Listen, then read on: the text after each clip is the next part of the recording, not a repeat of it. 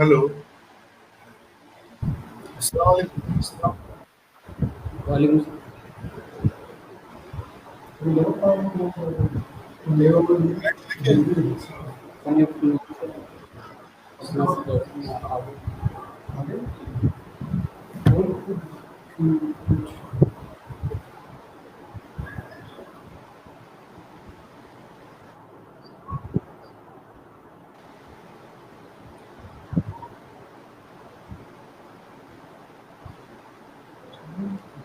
Hello.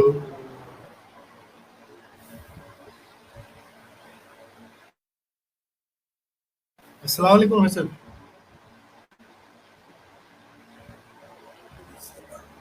खैरियत है, मेरी आवाज मिल रही है? जी जी हजरत इजाज़त चाहेंगे? वालेकुम अस्सलाम। जी इस ऑनलाइन तकरीर के लिए हजरत इजाज़त चाहेंगे? हाँ बिल्कुल, इजाजत दीजिए। मजलिस में जलवा अफरोज हुजूर शेखुल कामिलीन सरताजुल असफिया फखरुल औलिया ताजुल आरिफीन असद जहांगीरी कुतुब दौरा गौसे जमा हजरत ख्वाजा सूफी अब्दुल रज़्ज़ाक शाह कुद्दस सिर्रहुल अजीज़ के जानशीन मुमताजुल औलिया हजरत ख्वाजा सूफी डॉक्टर अब्दुल लतीफ़ शाह अन्ना मियाँ साहब, हमारे हजरत साहब के घराने से सभी रिश्तेदार, अजीज़ व अकारिब और इस ऑनलाइन फेसबुक लाइव से जुड़े हुए अहले सिलसिला हजरात, आशिकान, मुहिब्बान, ख्वातीन, नाजरीन और सामीन, अल्लाह ताला ने हुजूर सरवर कायनात हजरत मोहम्मद सल्लल्लाहु अलैहि वसल्लम पर नबूवत का दरवाज़ा बंद कर दिया और औलिया अल्लाह का सिलसिला शुरू हुआ। हर दौर में औलिया अल्लाह की आमद होती रही और नबी करीम सल्लल्लाहु अलैहि वसल्लम की सुन्नतों पर अमल करते हुए लोगों के दिलों में रूहानियत का चिराग रोशन करते हुए अल्लाह की बारगाह में हाजिर हुए। अल्लाह ताला का रहमो करम है कि ऐसे कठिन दौर में हमारी रहनुमाई के लिए हुजूर शेखुल कामिल को पैदा फरमाया। आप इंसानियत के लिए चिराग बनकर आए। अल्लाह ताला ने आपको हुस्न व जमाल व अखलाक की वो तमाम खूबियाँ अता फरमाई जो नबियों और औलिया अल्लाह की ज़िंदगियों से मिलती है। हज़रत किबला की विलादत 21 जुलाई 1940 को मुताबिक 59 हिजरी बरोज इतवार को दोसा शरीफ में हुई। आपके वालिद माजिद जनाब हाफिज मुनीर साहब व वालिदा माजिदा मोहतरमा बतूल बेगम हैं। आप महबूब सुल्तानुल औलिया हज़रत ख्वाजा सूफी हकीमुद्दीन शाह के दस्ते हक परस्त पर सन 1957 में बैत हुए और सन 1962 में इजाज़त व खिलाफत से सरफराज हुए। हमारी पीरानी अम्मी का इसमें गिरामी हज्जन हबीबन बेगम है। हज़रत किबला का विसाल 6 जिलकाद 1434 हिजरी बरोज जुमेरात मुताबिक 12 सितंबर 2013 को हुआ और मदफन 13 सितंबर 2013 को हुआ था। आज हजरत किबला जिस्मानी एतबार से हमारे बीच नहीं है, लेकिन आपकी रोशन की हुई रूहानियत की रोशनी हमारे दिलों में हमेशा रहेगी। वली अल्लाह बुजुर्गान दीन का शगल रहा है कि दुनिया से रुखसत होने से अगली पीढ़ी को रूहानियत की बागडोर सौंप देते हैं ताकि सिलसिले की इशाअत का काम जारी व सारी रहे। हमारे हजरत किबला ने भी करीब 21 साल पहले 11 सितंबर 1998 को दोशा शरीफ में अपने पीर मुर्शिद हजरत सूफी हकीमुद्दीन शाह के उर्स में बामौका कुल शरीफ अपने मजले साहबजादे हजरत सूफी अब्दुल लतीफ़ शाह उर्फ अन्ना मियाँ को अपना जानशीन मुकर्रर करके ऐलान आम कर दिया था। किबला दादा मियाँ ने तो करीब 43 साल पहले ही फरमा दिया था कि हमारे हजरत किबला के जानशीन सूफी अन्ना मियाँ होंगे। हमारे हजरत किबला 15 से 18 अगस्त 2013 बांग्लादेश दरबार शरीफ में हाजिरी देने गए और वहां आने के बाद आपकी तबीयत अलील रहने लगी। 12 सितंबर 2013 को हजरत किबला मखलूक खुदा की खिदमत करते हुए इस दारे फानी से दारे बका तशरीफ ले गए। आपके बाद अभी आपकी जुदाई के गम से हम लोग उबरे भी नहीं थे कि हमारे कुछ पीर भाई भी दुनिया से पर्दा फरमा गए। उनमें सूफी मोहम्मद हारून शाह रहमतुल्लाह अलैह, सूफी मोहम्मद इस्माइल शाह रहमतुल्लाह अलैह बीकानेरी, सूफी सलीम शाह पीटीआई जूनियर रहमतुल्लाह अलैह, सूफी अब्दुल करीम साहब रहमतुल्लाह अलैह सुनेल, صوفی لالا جان رحمۃ اللہ علیہ اجمیر شریف، صوفی حنیف بھائی لامبا ہری سنگھ، صوفی شفیع بابا جونیا ہمارے حضرت کے محبوب خلفہ رہے اور پوری زندگی انہوں نے حضرت قبلہ سے محبت کی۔ ان میں صوفی اسماعیل صاحب نے تو مرید ہونے سے لے کر اپنا آخری سانس تک حضرت قبلہ کا میاں حضور کے کاموں میں جی جان سے لگے۔ حضرت قبلہ کے وصال کے بعد تو ان کی ذمہ داری بہت بڑھ گئی تھی۔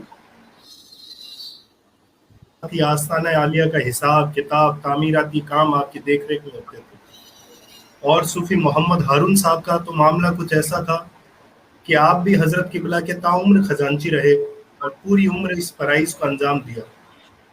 بنا بولے کام کو انجام دینا آپ کا خاص طریقہ تھا، کسی کو تکلیف دینا آپ کو گوارا نہ تھا۔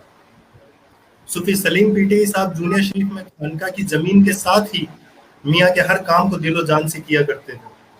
عرس کے انتظام ہو یا پھر کوئی دوسرا کام، آپ ہر کام کو خود کی دیکھ ریکھ میں کرتے تھے۔ صوفی عبد الکریم صاحب حضرت قبلہ کے ہمراہ سفر کیا کرتے تھے اور آخری دور میں تو ہمیشہ حضرت قبلہ کی خدمت میں رہتے تھے۔ ان لوگوں کی کمی پوری ہونا مشکل ہے، بہت مشکل ہے۔ اللہ تعالیٰ سے دعا ہے کہ ان کی خدمت کو قبول فرمائے اور انہیں جنت الفردوس میں اعلیٰ سے اعلیٰ مقام عطا فرمائے۔ ان 2 سالوں سے کورونا نام کی بیماری کے کارن حضرت قبلہ کے عرس کا پیمانہ چھوٹا ہو گیا ہے۔ اللہ تعالیٰ سے دعا ہے کہ اس وبا کو ختم کرے اور ہمارے پیر مرشد کے عرس کو دن دگنی رات دگنی ترقی عطا فرمائے۔ اب ہم حضرت سید شمیم الدین صاحب منامی صاحب سے گزارش کریں گے کہ آپ چند الفاظ حضرت کے بارے میں یا بسم اللہ الرحمن الرحیم نحمده ونصلي ونسلم على رسوله الكريم وعلى آله وأصحابه وأهل بيته وأولياء أمته أجمعين۔ قال الله تبارك وتعالى في القرآن المجيد والفرقان الحميد هو الذي بعث في الأميين رسولا منهم يتلو عليهم آياته ويزكيهم ويعلمهم الكتاب والحكمة آمنت بالله ورسوله وصدق الله المولانا العظيم۔ حضرت صوفی شاہ عبد اللطیف صاحب المعروف بأنا میاں صاحب سجادہ مسند رزاقیہ حکیمیہ حسنیہ جونیہ شریف اور دیگر سامعین و سامعات، تمام سننے والے اور دیکھنے والے، اس سے پہلے کہ کچھ عرض کیا جائے، آئیے ہم سب اللہ کے رسول اور ولیوں کے ولی، نبیوں کے نبی کی بارگاہ میں اور ان کے اہل بیت علیہم السلام کی بارگاہ میں درود پاک پڑھنے کی سعادت حاصل کریں۔ اللہم صلی علی سیدنا و مولانا محمد وعلی آل سیدنا و مولانا محمد بعدد کل ذرۃ الفا الفا مرۃ وبارک وسلم۔ ہم سب کے لیے یہ بڑی خوش نصیبی ہے کہ ہم حضرت مخدوم وقت مغتنم المشائخ صوفی شاہ عبد الرزاق حکیمی حسنی قدس سرہ العزیز کے عرس پاک کے حوالے سے اور ان کی یاد کے حوالے سے، ان کے خیال کے حوالے سے اکٹھے ہیں، اور ان کے تصور میں اور ان کے تخیل میں اور ان کی کلپنا میں اور ان کی بارگاہ میں حاضری کی نیت سے اکٹھے ہو گئے۔ اللہ تعالیٰ نے قرآن کریم میں اس کام کی طرف اشارہ کیا ہے اور ارشاد فرمایا ہے کہ یا ایھا الذین آمنوا اتقوا اللہ وکونوا مع الصادقین، اے ایمان والو اللہ سے ڈرا کرو اور سچوں کے ساتھ ہو جاؤ۔ یہ سچوں کا ساتھ پکڑنا، سچوں کی سنگت اختیار کرنا، سچوں کا دامن پکڑنا، یہ فرض ہے۔ جس طرح نماز فرض ہے، روزہ فرض ہے، اسی طرح یہ بھی فرض ہے کہ اللہ کی کائنات میں سچے کو تلاش کیا جائے اور اس سے اپنی سنگت کو مضبوط کیا جائے۔ اس کا جو طریقہ ہو وہ سب لازم و ضروری ہے۔ ایک طریقہ یہ ہے کہ وہ سامنے موجود ہوں اور ہم ان کی خدمت میں حاضر ہوں، ان کی نگاہ کرم اپنے اوپر لیں، اور جب موقع ملے تو ان کی زیارت اور ان کی باتوں کو سننے سے اپنے دلوں کو، اپنی آنکھوں کو، اپنے دل و دماغ کو روشن کریں۔ اور اگر یہ ممکن نہ ہو کسی وجہ سے تو ان کے روضے پر حاضر ہوں، ان کے مزار پاک پر حاضر ہوں، اور اسی نیت سے حاضر ہوں کہ اللہ پاک تو نے کہا ہے کہ سچوں کا ساتھ پکڑو، تو سچوں کا ساتھ پکڑنے ہی ہم حاضر آئے ہیں۔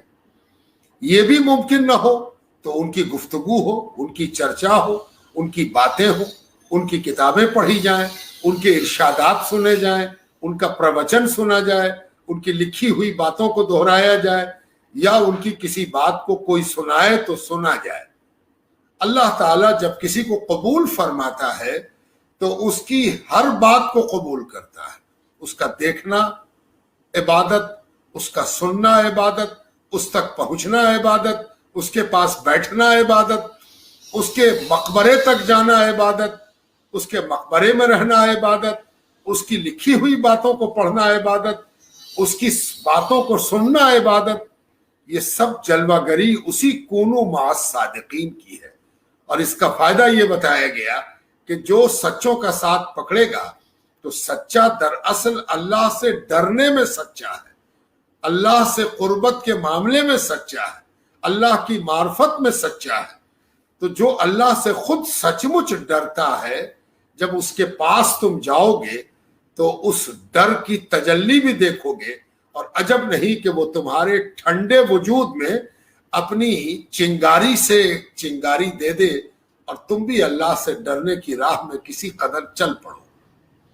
انہی میں سے ایک ذات حضرت صوفی عبد الرزاق رحمۃ اللہ علیہ کی تھی۔ ایک عجیب شخصیت، ایک عجیب کشش، گروتواکرشن، ایک آکرشن، ایک ایسا وجود جس کے پاس پہنچ کے محسوس ہو کہ ہم ان کی چھتر چھایا میں ہیں، یہ ہماری اوپر اپنی نظر کرم رکھے ہوئے ہیں، ان کی کرپا درشٹی ہے، ان کی نظر عنایت ہے۔ یہ ہر شخص محسوس کرتا تھا اور آج بھی محسوس کرتا ہے۔ ایک ایسا شخص جس نے اس دنیا میں ایک ایسا کارنامہ کر کے دکھایا کہ دنیا کی ذمہ داریوں کے ساتھ ساتھ آخرت کی ذمہ داریوں کو بھی ادا کرتا رہا۔ عموماً سمجھا جاتا ہے کہ لوگ اگر کسی عہدے تک پہنچ جائیں، کسی ذمہ داری تک پہنچ جائیں، کسی رسپانسبلٹی تک پہنچ جائیں تو وہ پھر دوسرے کاموں کے نہیں رہتے۔ لیکن حضرت نے یہ ثابت کر دیا کہ تم دنیا کے کسی بھی کام میں لگے ہوئے ہو، اللہ کا کام چھوٹتا نہیں ہے۔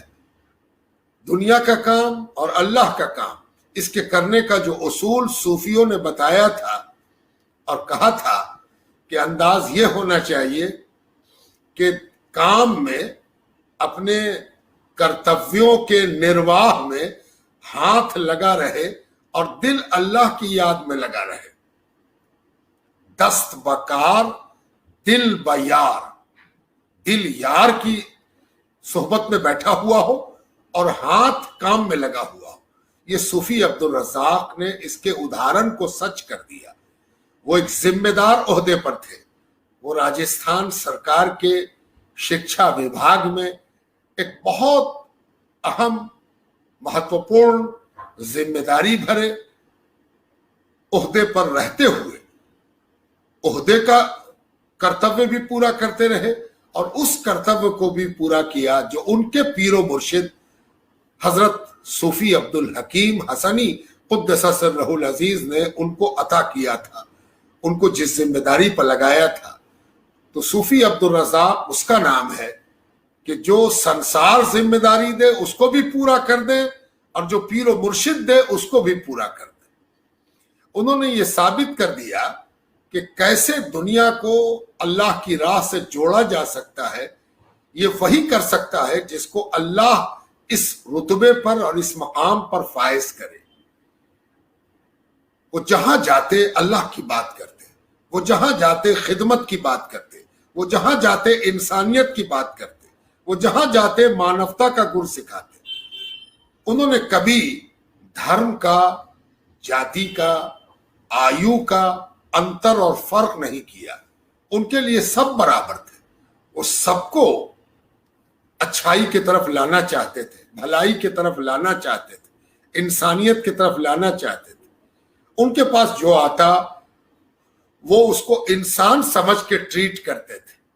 ان کے پاس جو آتا وہ اسے اس حوالے سے دیکھتے تھے کہ یہ بھی اللہ کا بندہ ہے اور اس کی خدمت کرنا بھی میرا فرض ہے، اور اس کو بھی خدمت سکھا دینا میرے پد کی گریما ہے، میرے کرتویہ کی گریما یہی ہے کہ جو میرے پاس آ گیا ہے وہ چاہے جو ہو، چندن کے پاس آیا ہے تو چندن سے سگندھت ہو کر جائے، سگندھ لے کر جائے، خوشبو لے کر جائے. اور یہی ہوا. دنیا نے اس کو دیکھا. ابھی یہ اتہاس نہیں ہے، یہ وہ چیز ہے جس کا ورتمان لوگوں نے دیکھا ہے، چھوا ہے، محسوس کیا ہے کہ صوفی عبدالرزاق اگر چاہتے آرام کرنا تو ان کے لیے آرام کرنا کوئی مشکل نہیں تھا، ان کو کوئی پریشانی نہیں تھی. وہ ایک بڑے گزیٹڈ عہدے پر فائز تھے، ان کو کوئی ضرورت نہیں تھی. وہ کماتے، آرام کرتے، بال بچوں کی پرورش کرتے اور سکون سے زندگی جیتے اور ایک آفیسر کی طرح دنیا سے چلے جاتے. لیکن انہوں نے دنیا کا درد محسوس کیا تھا. وہ لوگوں کی بیماری اور لوگوں کی تکلیف کو سمجھتے تھے. وہ یہ جانتے تھے کہ کیسے کسی کو اچھا بیٹا بنایا جائے، کیسے کسی کو اچھا باپ بنایا جائے، کیسے کسی کو اچھا پتی بنایا جائے، کیسے کسی کو اچھا پڑوسی بنایا جائے، کیسے کسی کو اچھا ہندوستانی اور بھارتیہ بنایا جائے، کیسے کسی کو اچھا دھرم نشٹ بنایا جائے. یہ صوفی عبدالرزاق کا ٹاسک تھا. صوفی عبدالرزاق نے اس کے لیے کثرت سے سفر کیا. وہ چین سے رہتے نہیں تھے. اپنی سرکاری ذمہ داریوں کو ادا کیا، جو سمے بچا اس میں اس ذمہ داری کی طرف چلے گئے جو اللہ اور رسول کے ذریعے عطا ہوئی ہے. ہر شیخ، ہر مرشد حضور صلی اللہ علیہ وآلہ وسلم کا نائب ہوتا ہے، وہ ان کا پرتیندھی ہوتا ہے، وہ ان کا نمائندہ ہوتا ہے. اور جس طرح سرکار دو عالم کی یہ صفت تھی کہ وہ رؤوف الرحیم تھے، بے پناہ دیالو اور کرپالو تھے، وہ لوگوں کی بھلائی کے پرتی حریص تھے. قرآن نے ان کے لیے کہا حریص علیکم. یہ تو لوگوں کی بھلائی کے پرتی حریص ہیں. ان کے دل میں یہ تمنا مچلتی ہے کہ کوئی نرک میں نہ جائے، کوئی برائی کی طرف نہ جائے، کوئی گندگی کی طرف نہ جائے، کوئی نافرمانی کی طرف نہ جائے. یہ جو نہیں جانے دینے کی تڑپ دل میں ہوتی ہے، یہی آدمی کو نبی کا نائب بناتی ہے. اور حضور صلی اللہ علیہ وسلم کے نائب تھے صوفی عبدالرزاق. وہ جس کو قبول کرتے، جس گلی سے گزرتے، بچہ ہو یا بوڑھا، جوان ہو یا ادھیڑ، عورت ہو یا مرد ہو، سب پر صوفی عبدالرزاق کی نگاہ رحمت برستی تھی. لوگوں کے اندر کرانتی آتے ہوئے، انقلاب آتے ہوئے دیکھا گیا. جو مذاق اڑاتا وہ بھی جب سامنے آتا تو مذاق بھول جاتا، اس کا انداز بدل جاتا، اس کے جینے کا سلیقہ بدل جاتا، طریقہ بدل جاتا. وہ باتوں باتوں میں انسان کی کایا پلٹ دیتے. ان کی نگاہوں میں تاثیر تھی.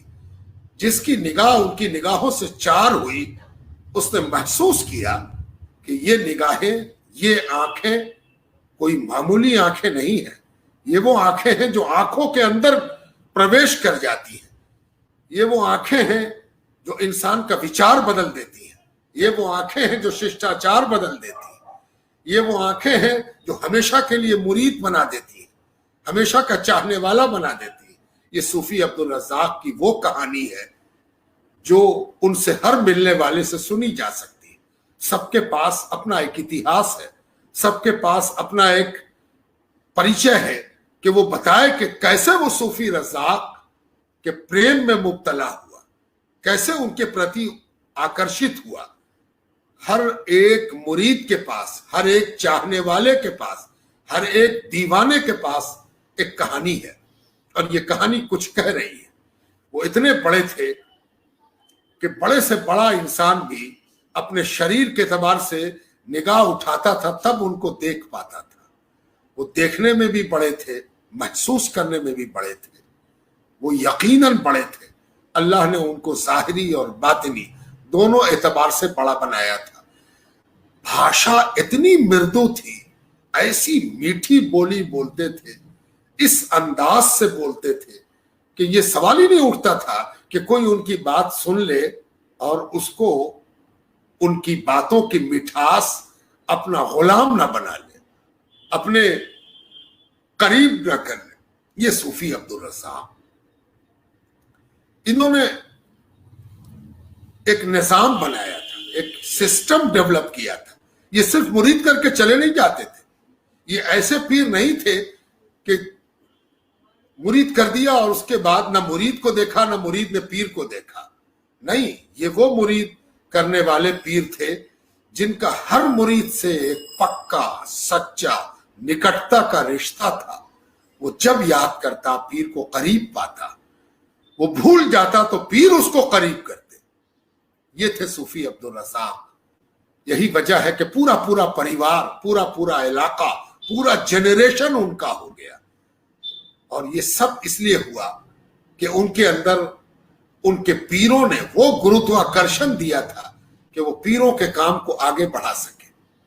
وہ پٹنہ بھی آتے تھے، وہ ہندوستان کے کونے کونے میں جاتے تھے، اور جدھر جاتے تھے کبھی انہوں نے کھانے پینے، پہننے اوڑھنے، گھومنے ٹہلنے کی بات نہیں کی۔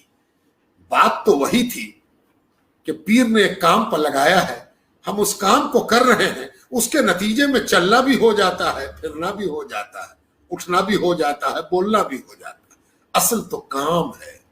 جس ڈپارٹمنٹ میں کام کرتے تھے وہ ڈپارٹمنٹ بھی ان کی سگندھ اور ان کی مریادہ کو بہت نکٹتا سے دیکھتا تھا اور سمجھتا تھا کہ دیکھنے میں تو یہ بھی آدمی ہے، لیکن اسی طرح جس کی طرف مولانا روم نے اشارہ کیا ہے کہ دو چیزیں لکھنے میں بالکل ایک ہوتی ہیں، شعر لکھو یا شیر لکھو، دونوں لکھا ایک طرح جائے گا، نقطہ ایک ہوگا، حرف ایک ہوگا، لکھاوٹ ایک ہوگی، گنتی بھی شبد میں جتنے اکچھر ہیں وہ بھی سیم ہوں گے، لیکن ایک طرح دکھنے والا یہ دونوں شبد شعر اور شیر انتر اتنا رکھتا ہے کہ شعر وہ ہے جو جیون لے لیتا ہے، پھاڑ کھاتا ہے، مار ڈالتا ہے، اور شیر دودھ کو کہتے ہیں جو جیون دیتا ہے۔ صوفی عبدالرزاق دیکھنے میں تو انسان تھے، لیکن اتنا انتر تھا، اتنا فرق تھا کہ ہر انسان اس فرق کو محسوس کرتا تھا کہ یہ آدمی کے لبادے میں یہ کون ہے، اس میں کیا خوبیاں ہیں، اس میں کیا اچھائیاں ہیں۔ میں نے بھی ان کو بہت قریب سے دیکھا تھا، کئی بار میری ملاقات تھی، اور جب ملاقات ہوئی میں ان سے پربھاوت ہوا، میں ان سے متاثر ہوا، میں نے بھی ان کی کشش محسوس کی۔ وہ جس قدر ادب کرنے والے، انوشاسن برتنے والے، اور جس محبت سے پیش آنے والے، کوئی بدنصیب ہوگا، کوئی ایسا ہوگا جو پیدائشی طور پر بدقسمت ہو، وہی صوفی عبدالرزاق کی بھلائیوں کو دیکھ نہ سکا ہوگا۔ کسی بزرگ نے کہا تھا کہ سورج کو نہیں دیکھنے والا قصور اس کا ہے، سورج کا نہیں ہے۔ سورج تو اپنے تیج کے ساتھ اور اپنے پرکاش کے ساتھ پرتی دن نکلتا ہے، اب نہیں دیکھنے والے کی آنکھ ہی نہیں ہے تو اس میں سورج کا کیا قصور۔ صوفی عبدالرزاق انہی لوگوں میں سے تھے کہ لاکھوں میں سے ان کو نہ کبھی بھولا جا سکتا ہے نہ بھلایا جا سکتا۔ میری دعا ہے کہ ان کا کام آگے بڑھے۔ میں نے قرآن کی ایک آیت شروع میں تلاوت کی تھی کہ اللہ تبارک و تعالیٰ نے ایک بڑی خوبصورت پنکتی میں اپنے نبی کے کاریہ کلاپوں اور ان کی ذمہ داریوں اور ان کے کرتویوں کے پرتی اشارہ کیا ہے کہ نبی کو بھیجا کیوں۔ نبی کے بھیجنے کا مقصد کیا ہے، تاتپرج کیا ہے؟ تو فرمایا هو الذی بعث فی الامیین، وہی اللہ ہے جس نے تم لوگوں کے درمیان ان کو بھیجا ہے۔ کام کیا ہے ان کا؟ یتلو علیہم آیاتہ، یہ اللہ کی آیات کو سناتے ہیں، اللہ کی نشانیوں کو دکھاتے ہیں، یعنی ان کی باتوں سے اللہ یاد آتا ہے، اللہ کے وجود پر گواہی بنتی ہے۔ یہ جب بات کرتے ہیں تو وہ اللہ یاد آتا ہے جو اپنے بندوں کو بے یار و مددگار نہیں چھوڑتا، نبیوں کے ذریعے مدد کرتا ہے، ولیوں کے ذریعے مدد کرتا ہے۔ تو جب کوئی مددگار آ جائے تو وہ مددگار خود سے نہیں آیا، اللہ نے بھیجا ہے، یعنی مددگار خود اللہ کی نشانی ہے کہ اس کو دیکھ کر اللہ یاد آ جائے کہ او یہ اللہ کا بھیجا ہوا ہے، تو اللہ اتنا بڑا مہربان ہے کہ وہ مدد کرنے کے لیے مددگار بھی بھیج رہا ہے۔ یتلو علیہم آیاتہ ویزکیہم، دوسرا کام نبی کا یہ ہے کہ تم جو دنیا میں آ کر گندے ہو گئے ہو اپنے برے کاموں سے، بری سوچ سے، چھوٹے کاموں سے، برے خیالات سے، تمہارے اندر جو گندگی پیدا ہو گئی ہے، چاہے ظاہر میں ہوئی ہو یا باطن ہوئی ہو، تو سنو، نبی کا کام یہ ہے کہ یہ تم کو ستھرا کر دیتے ہیں، صاف کر دیتے ہیں، دھو پوچھ دیتے ہیں، یعنی خود گریما میں ہیں، تم کو بھی گریما سے بھر دیتے ہیں، تم پر بھی مہربانی کرتے ہیں، خود تو ستھرے ہیں تم کو بھی ستھرا کر دیتے ہیں، خود تو پاک ہیں تم کو بھی پاک کر دیتے ہیں۔ یہ پاک کرنا بھی نبی کی ذمہ داری ہے۔ اور تیسری ذمہ داری بتائی گئی وَيُعَلِّمُهُمُ الْكِتَابَ وَالْحِكْمَةَ، یہ کتاب اور حکمت کی تعلیم بھی دیتے ہیں، یہ جینا سکھائیں گے، یہ بولنا سکھائیں گے، یہ رہنا سکھائیں گے، یہ دنیا میں چلنا سکھائیں گے، یہ دنیا میں جینا سکھائیں گے، اور اس طرح سکھائیں گے کہ یہاں کماؤ گے اور آخرت میں جا کر کھاؤ گے۔ یہ تینوں صفت قرآن میں نبی کے بارے میں بیان کی گئی، لیکن اس میں ایک بڑی لطیف بات ہے، اور وہ یہ ہے کہ نبی کے اس کام کو اللہ تعالیٰ نے جس فعل میں اور جس حرف میں اور جس کریا میں بیان کیا وہ عربی میں مضارع ہے، اور مضارع ایسی کریا کو کہتے ہیں جس میں ورتمان بھی ہو بھوشیہ بھی ہو، یعنی یہ نبی آیت سناتے ہیں، سنائیں گے، پاک کرتے ہیں، پاک کریں گے، یہ کتاب و حکمت کی تعلیم دیتے ہیں، دیتے رہیں گے۔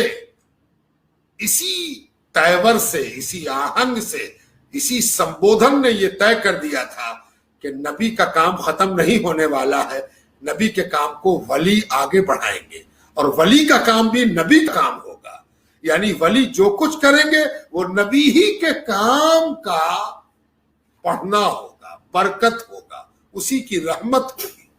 چنانچہ آپ نے دیکھا کہ آج سے چند ورشوں پہلے تک نبی ہی کا کارخانہ عبد الرزاق کی شکل میں جاری تھا۔ وہ کیا کرتے تھے؟ اللہ کی نشانی دکھاتے تھے، اور ایسی نشانی دکھاتے تھے کہ بھولے سے بھولا بھی اللہ کو یاد کر لے۔ وہ اللہ کی آیات سناتے تھے، اور کیا کرتے تھے؟ پاک کرتے تھے۔ ان کے پاک کیے ہوئے کو پاکی کا احساس ہوتا تھا۔ جو مرید ہو جاتا، جو ہاتھ پکڑ لیتا، جو ان کے سلسلے میں آ جاتا، ایسا لگتا کہ میاں نے پاک کیا بھی ہے اور میاں پاکی کے رکھوالے بھی ہیں۔ اس پاکی کو صوفی عبد الرزاق کے ہاتھوں سے پاک ہونے والا جانتا ہے، اور وہی تو سکھاتے تھے جینے کا گوڑھ رہس۔ وہ رہس کیا ہے؟ یہ سب گویا حضور صلی اللہ علیہ وآلہ وسلم کی نیابت اور ان کا پرتیندھتو یہی تو تھا جو صوفی عبد الرزاق میں پایا جاتا تھا۔ اللہ نے ان کے جانشین کو جو انا میاں کی شکل میں ہمیں عطا فرمایا ہے، اور جن کے پاس حضرت صوفی عبد الرزاق رحمت اللہ تعالی علیہ ورضی اللہ تعالی عنہ کی رضا شامل ہے، ان کی مرضی شامل ہے، ان کی پشت پناہی شامل ہے۔ انا میاں کی پیٹھ پر حضرت عبد الرزاق کا مبارک ہاتھ ہے، پشت پناہی ہے، وہ خود کھڑے ہیں، ان کے پیران کھڑے ہیں۔